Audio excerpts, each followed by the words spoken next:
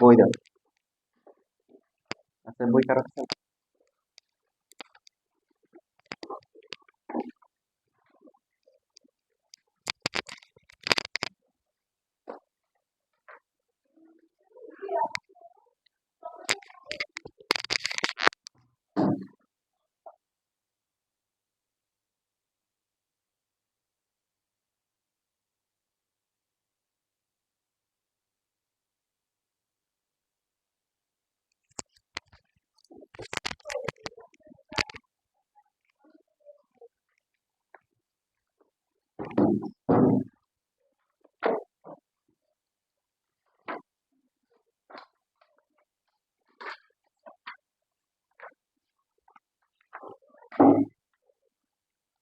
7 number করা হয়েছিল না? দাগ দেওয়া আছে, হ্যাঁ। 14.1 করা হয়েছে না?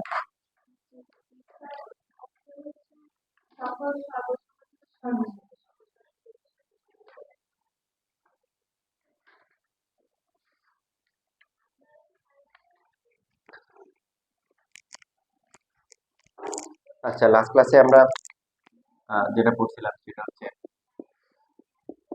দুইটা ত্রিভুজের অ্যাঙ্গেল গুলো যদি সেম থাকে, কোণগুলো যদি সমান হয়, তখন এদের কি বলে?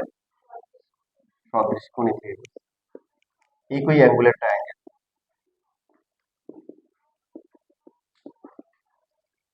আর তিনটে সমান হওয়ার দরকার আছে? দুইটা সমান হলে 3 নাম্বারটা অটোমেটিক্যালি সমান হয়ে যায়। একটা ত্রিভুজের 3টা কোণ অপর ত্রিভুজের 3টা কোণের যদি সমান হয়ে যায়, তখন এদেরকে বলা হয় কি? সদৃশকোণী। কে সদৃশকোণী? একজন আরেকজনের সদৃশকোণী। ট্রায়াঙ্গেল এবিসি আর ট্রায়াঙ্গেল ডি এর সদৃশকোণী, ইকুই অ্যাঙ্গুলার ট্রায়াঙ্গেল, সদৃশকোণী ত্রিভুজ। আর যদি এমন হয়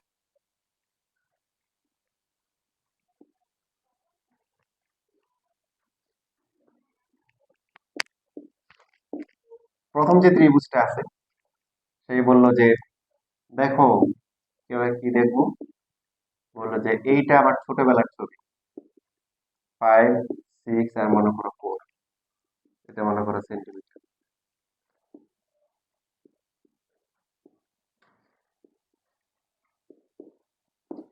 এখন যদি আমরা বাহুগুলোকে অনুপাত করি, বাহুগুলোর রেশিও নিই, A B divide by D কত আসবে? 2। বিসি কে ইএফ দিয়ে ডিভাইড করলো, ভাগ করলো কত? 2, সব 2 আসবে। তো তখন এই দুইটা ত্রিভুজের কি বলা হবে? সদৃশ বলা হবে, সিমিলার ট্রায়াঙ্গেল, সদৃশ ত্রিভুজ।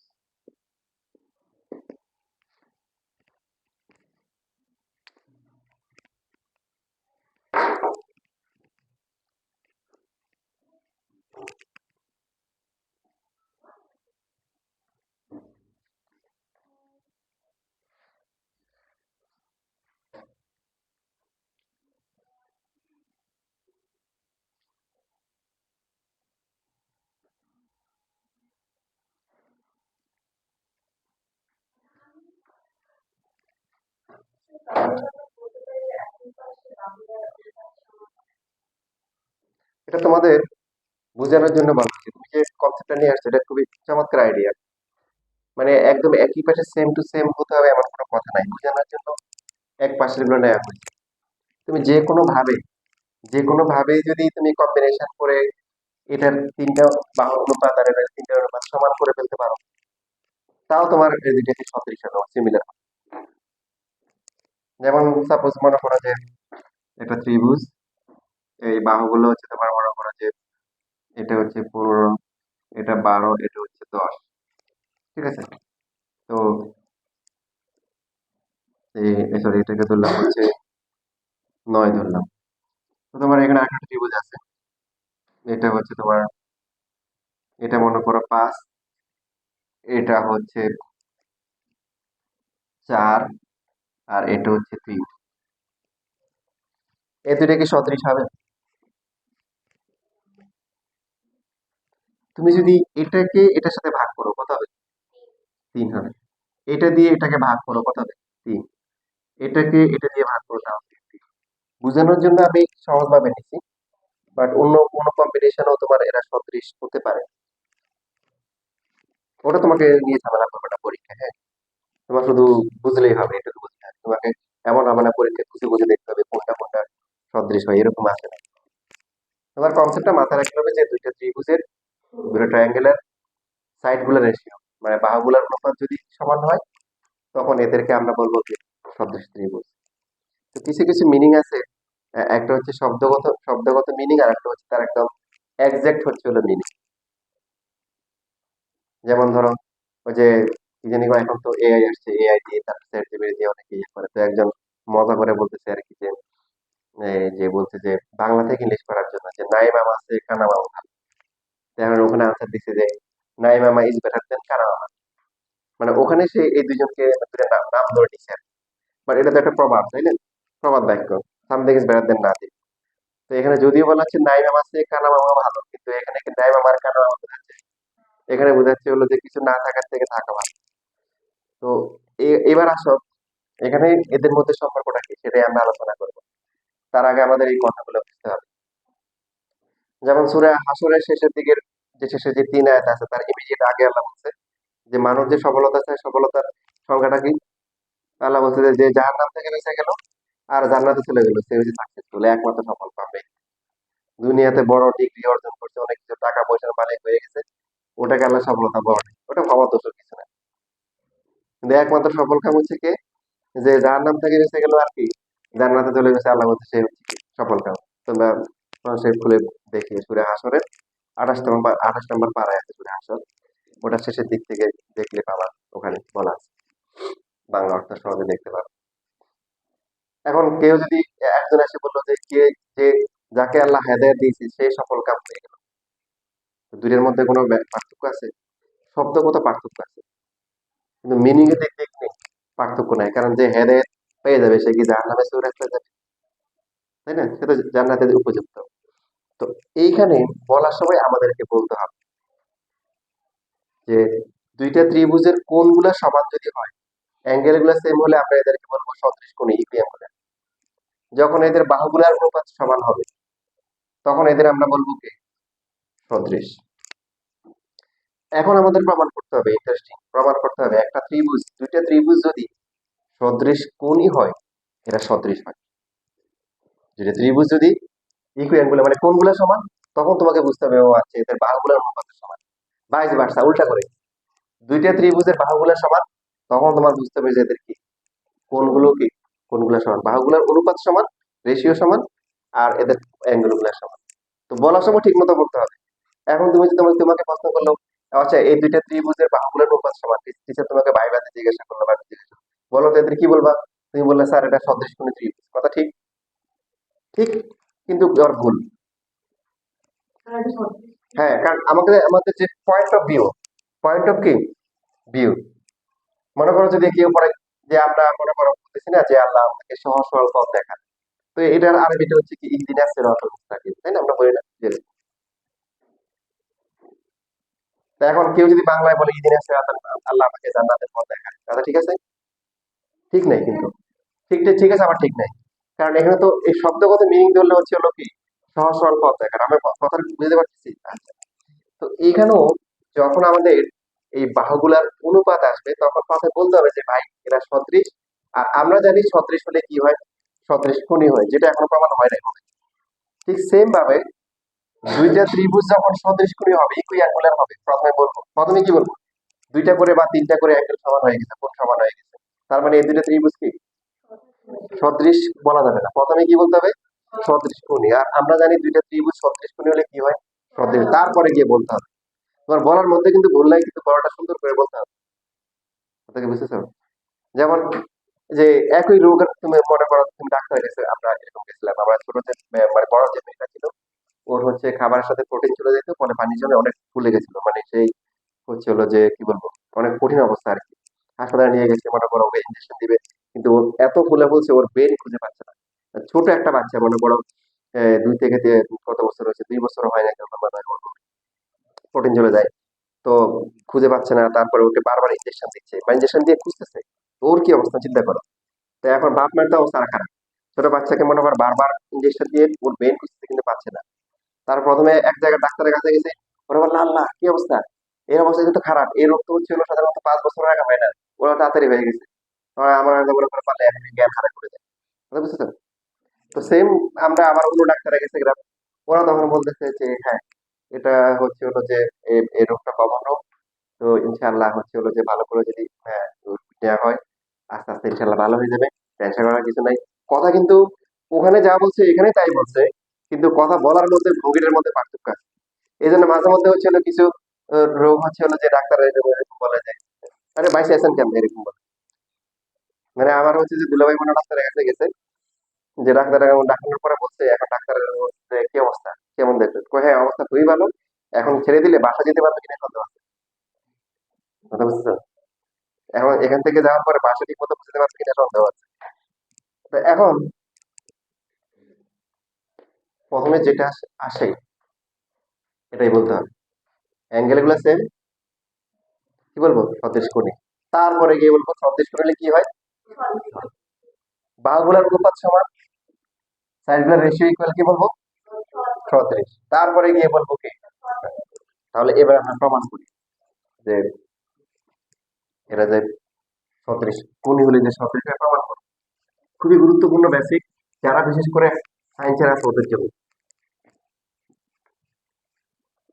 ঠিক আছে, অন্য যারা আছে তাদের তো এখানে লাগবে, বা সায়েন্সের যারা আছে তাদের 3.2 তে, 3.2 যেটা আছে না টলমি ব্রহ্মপুত্র, দেখছো? ওখানে কিন্তু এই আরো অনেক যেগুলো আছে, ওখানে দেখবে যে জায়গায় জায়গায় কনসেপ্ট কিন্তু লাগতেছে।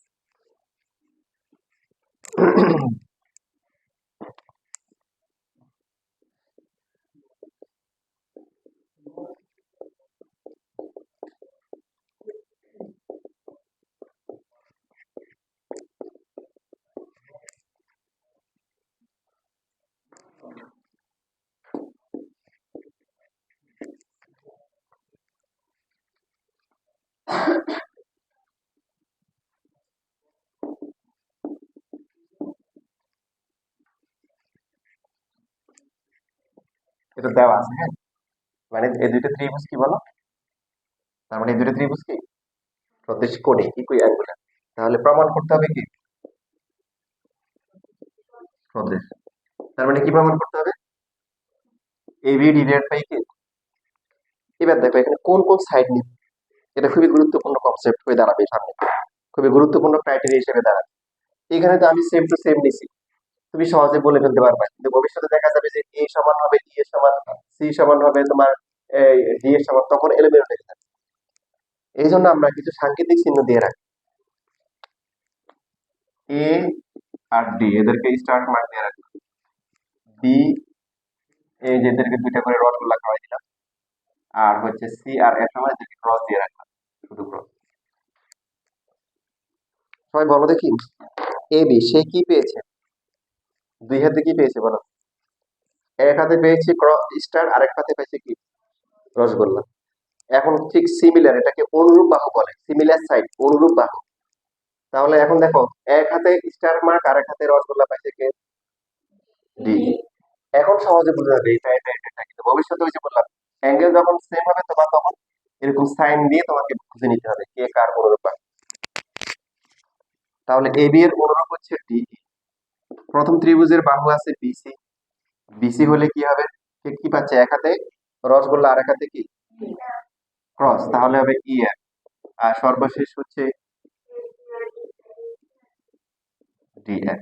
এটা প্রমাণ করতে হবে, 36 কোণই প্রমাণ করতে হবে যে 36। এবং ইন্টারেস্টিং বিষয় হচ্ছে this is only for triangle, শুধুমাত্র ত্রিভুজের ক্ষেত্রেই প্রযোজ্য। তুমি যদি চতুর্ভুজ হয়, আয়তক্ষেত্র, লম্ব, সমতলের ক্ষেত্রে কিন্তু এই বৈশিষ্ট্য সবসময় কিন্তু অ্যালাউ হবে না, যেটা আমরা সামনে দেখব। এটা শুধুমাত্র ত্রিভুজের ক্ষেত্রে, ত্রিভুজ দুইটা ত্রিভুজ 36 কোণী হলে 36 হয়ে যায়, সদৃশ হলে আবার কি হয়ে যায় 36 কোণী হয়ে যায়।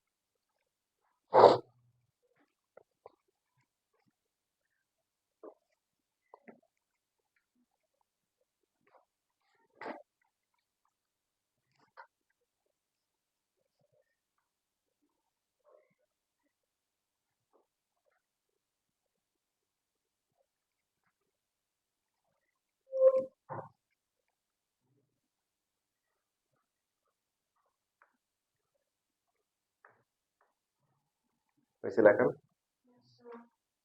এবার দেখো আমাদের অঙ্কন করতে হবে। আমরা ইচ্ছা করে একটা বড় নিচে একটা ছোট নিচ্ছি, ডিই বড় না এবি বড়?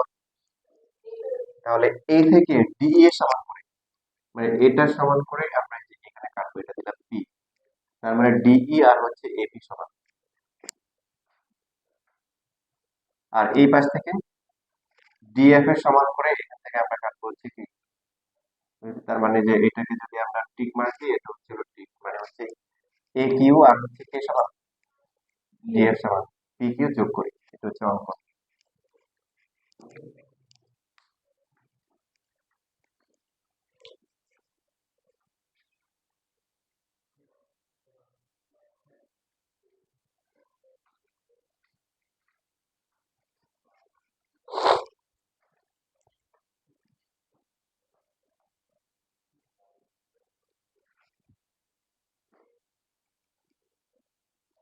ত্রিভুজ এপি কিউ দেখতে পাচ্ছ, ত্রিভুজ ডিইএফ, তাও কি দেখা যায়?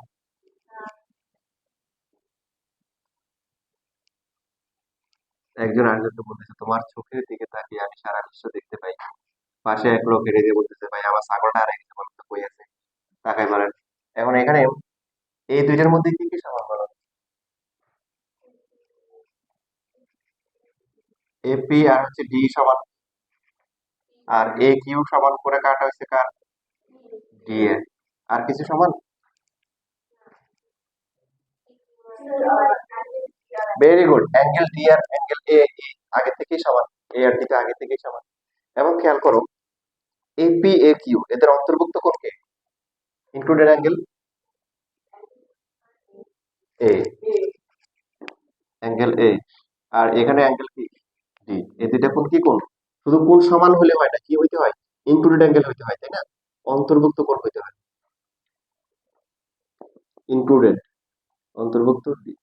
সো দুইটা করে বাহু সমান আর তাদের কি, হ্যাঁ, অন্তর্ভুক্ত কোণ সমান, তার মানে ত্রিভুজ দুটি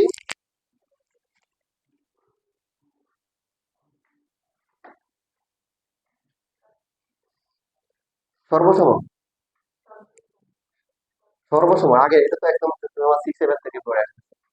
দুইটা ত্রিভুজ ট্রায়াঙ্গেলের দুইটা করে সাইড ইকুয়াল, আর এদের ইনক্লুডেড অ্যাঙ্গেল যদি ইকুয়াল হয়, তাহলে এই ট্রায়াঙ্গেল যদি কনগ্রেন্ট হয়, কি হয়, কনগ্রেন্ট, সর্বসম হয়।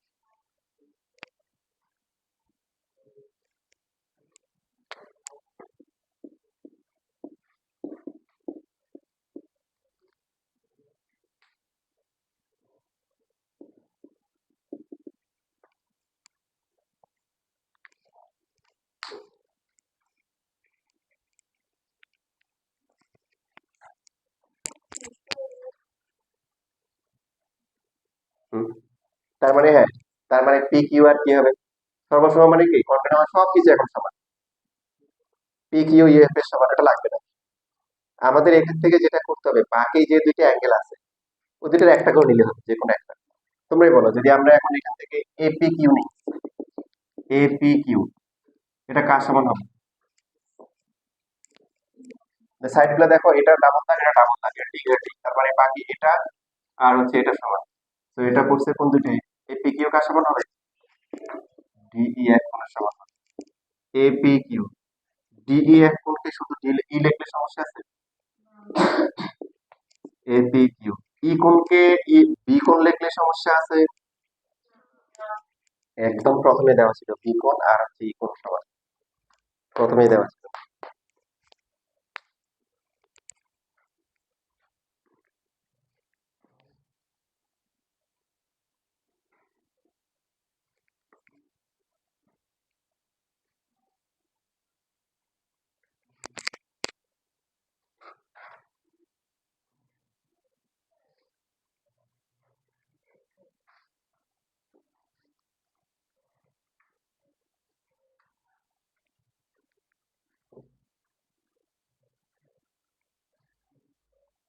এরা ক্লাস করতে করতে অনেক টায়ার্ড, ক্লাস করতে করতে অনেক টায়ার্ড।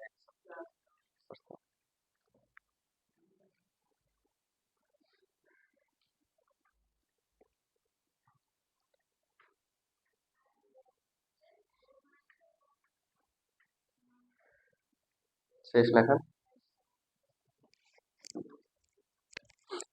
একটা বেসিক তোমরা অনেক আগ থেকে পড়ে আসছো। দুইটা লাইন যদি প্যারালাল হয়, সমান্তরাল হয়, মনে আছে একটা ছেদক, দুটো সমান্তরাল, তাহলে এই কোণটা আর এই কোণটা কি হয়? সেম হয়, অনুরূপ কোণ, করেসপন্ডিং অ্যাঙ্গেল। আবার এটার এটা ইকুয়াল হয়, এটার এটা ইকুয়াল হয়, একান্তর কোণ মানে অর্থাৎ, ঠিক কিনা মনে আছে তো? উল্টা করে কি বলতে পারি, মনে করো দুইটা লাইন আছে, এই দুইটা লাইন কেমন বড় নাই, কিন্তু বলছে যে অনুরূপ কোণ দুইটা সমান, করেসপন্ডিং অ্যাঙ্গেল দুটো সমান, তাহলে পরে কি বলবো? তার মানে এটা কি সমান্তরাল, তাই এলাম। বুঝছি না, বুঝি নাই? একদম লাস্টে তোমাদের কি আসছে বলো? এপি কিউ আর হচ্ছে কি আসছে? এই যে দেখো এপি কিউ, এই কোণটা আর হচ্ছে এই কোণটা সমান, অনুরূপ কোণ সমান হয়ে গেছে, তার মানে এটা আর এটা কি সমান্তরাল, তার মানে পি কিউ আর হচ্ছে বিসি হচ্ছে প্যারালাল। দেখো না, বুঝছো কিনা? অনুরূপ কোণ সমান হয়ে গেছে, করেসপন্ডিং অ্যাঙ্গেল গুলো সেম হয়ে গেছে, এ পি কিউ আর বি কোণ, তার মানে এ পি কিউ আর বিসি হচ্ছে প্যারালাল। লেখা লাগবে না, একটু লিখলে, বা লিখলে বই আছে, আমাদের বই আসতো, বইয়ের হচ্ছে 32 নাম্বার, 32 নাম্বার যে লেখা আছে এখানে সেভ করছে। এইবার আবার উপপাদ্য 28 মনে আছে? এবার দেখো ত্রিভুজ এবিসি তে, ত্রিভুজ এবিসি, ট্রায়াঙ্গেল এবিসি তে পি কিউ হচ্ছে বিসি এর কি বলো? মেলা। তাহলে এখন আমরা বলছিলাম কি, সমান্তরাল যদি হয়, যে কোনো একটা সাইডে যদি প্যারালাল লাইন ড্র করো, ইচ্ছা মতো অনুপাত নেওয়া যায়।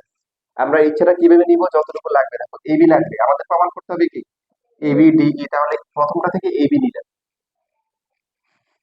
তাহলে সেকেন্ডটা থেকে কোনটা আসবে? এপি নিব, কারণ এপিটা হচ্ছে কার সমান? ডি এর সমান, এই জন্য এপি।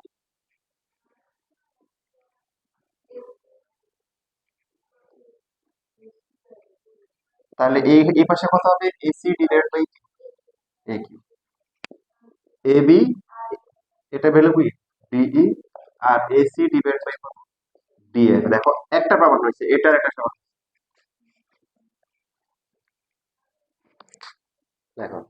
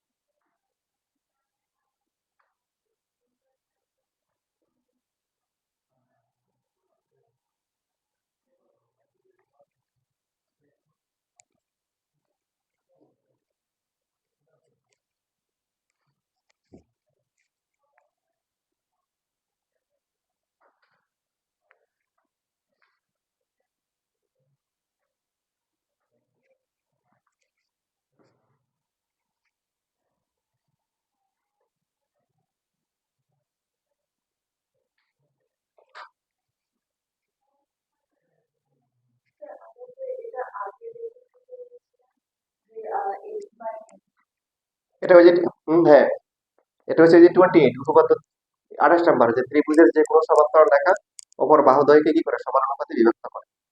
আর লেখাটা এটা যে কোনো ভাবে নেওয়া যায়, কিন্তু আমরা কিভাবে নিব? আমাদের যেভাবে লাগবে। AB divide by DE, D এর মান এবি এর সমান, এই জন্য এবি বাই এবি, তাহলে এই পাশে কত? এসি বাই একি।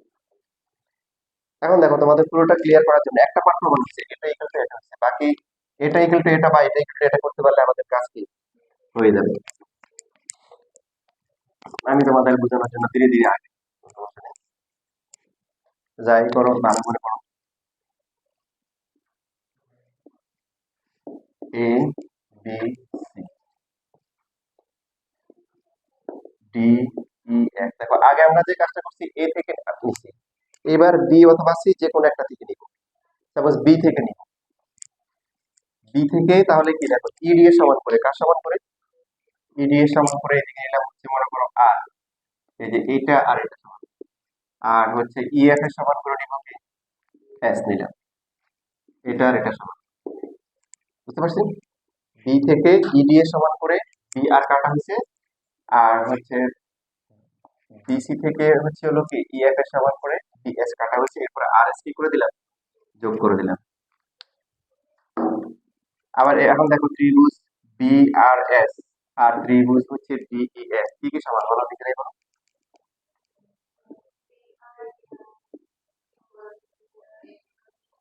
ইডি বা ডিই, তারপরে বিএস সমান করে কাটা হয়েছে কি ইএফ, আর একদম প্রথমেই কিন্তু দেওয়া ছিল বি আর কি ইকুয়াল সমান, আর বি আর ইকুয়াল কি কোন অন্তর্ভুক্ত কোণ না, অন্তর্ভুক্ত বি কোণ সমান সমান হচ্ছে অন্তর্ভুক্ত কি ইনক্লুডেড কি ই কোণ, এটা প্রশ্নে দেওয়া ছিল। সুতরাং ত্রিভুজ এই দুইটা ত্রিভুজ কি সর্বসম, সর্বসম মানে কি সবই সমান, আমরা যে কোনো একটা কোণ নিব, এটা অথবা যে কোনো নিলে হবে। আমরা যদি প্রথমটা থেকে হচ্ছে বিএস আর কোণ নিই, তাহলে দ্বিতীয় ত্রিভুজ থেকে আসবে কত ইএফ ডি আসবে। বিএসআর ইকুয়াল টু হচ্ছে ইএফডি কে শর্টকাটে কি লেখা যায়, হ্যাঁ বিএসআর, আর এফটা কার সমান সি কোণের সমান। তাহলে ফাইনালি কি আসে দেখো, এই কোণটা আর হচ্ছে এই কোণটা কি, আর এই দুইটা কোণ কেমন আগের মতো, লেখাপড়া লেখো অনুরূপ কোণ। তার মানে হচ্ছে যে এস আর আর হচ্ছে কি এস আর আর হচ্ছে কি এস আর হচ্ছে সি এ দুইটা কি সমান্তরাল। একদম পুরো ত্রিভুজটা যদি আমরা এখন হিসাব করি ত্রিভুজ এ বি সি,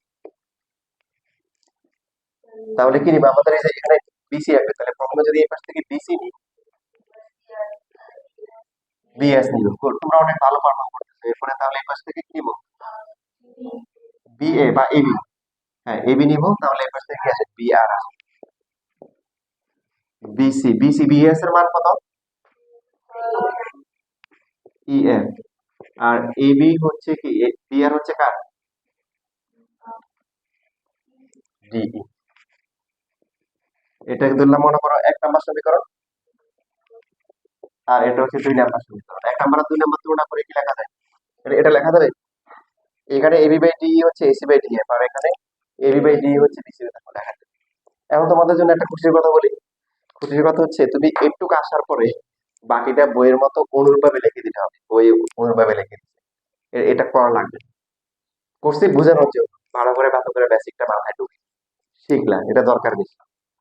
কিন্তু তুমি যদি চাও 4 মাস যেহেতু লেখা অনেক বেশি হবে, সেই জন্য তুমি স্কিপ করতে পারবে এই পার্টটা, বইয়ে লেখা আছে 32 নম্বর।